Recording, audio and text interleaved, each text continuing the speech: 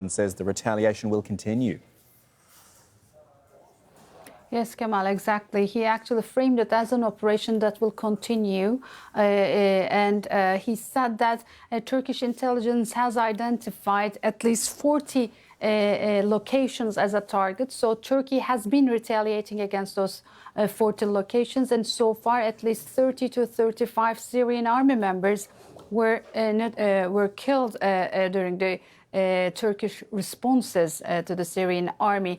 But of course, there are lots of questions to be answered because despite a ceasefire deal that was announced on January 12th, despite Astana and Sochi peace processes and Russia's guarantorship, this happened.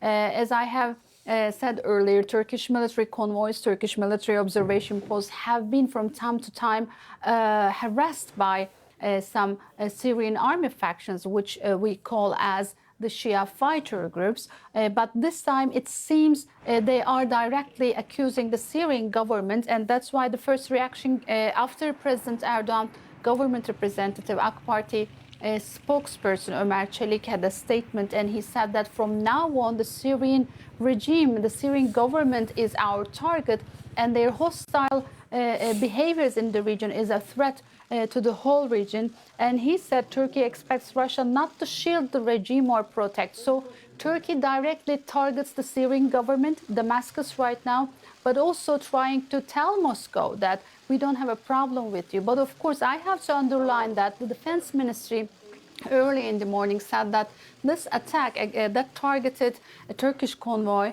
happened despite the coordination information was shared with the Russian counterpart. So since the Turkish military is in the de-escalation zone and everything is in coordination with Russians and Syrian government, how could it happen? This really needs an answer.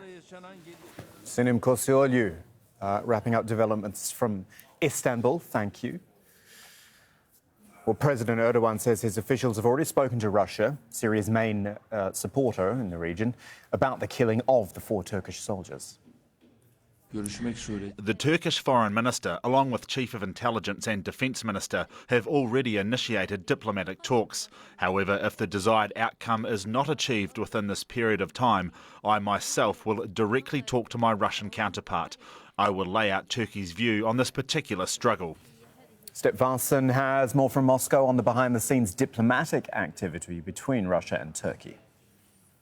We haven't heard anything official here from Moscow yet. All we know is what's coming from the Turkish side about this incident. But of course, this comes at the back of an escalation that has been going on for a couple of weeks, actually. And also on Friday, of course, President Erdogan accused Russia of violating the Astana and Sochi agreements with this continuous shelling and attacking in Idlib together with the Assad forces.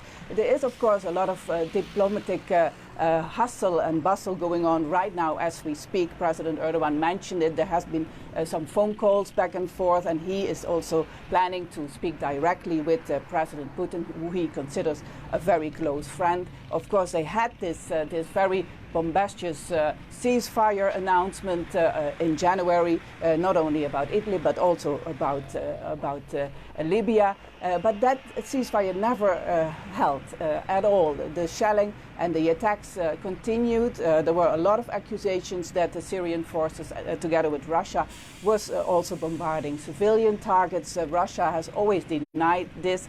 Up until Friday, there were denials about these attacks on civilians. They said they're only attacking terrorists, as they call them. And also we have to know, of course, that President Putin has been urging Erdogan to also stick to his side of the Astana and Sochi agreement. On to other news, and Chinese people are returning to their homes after the Lunar New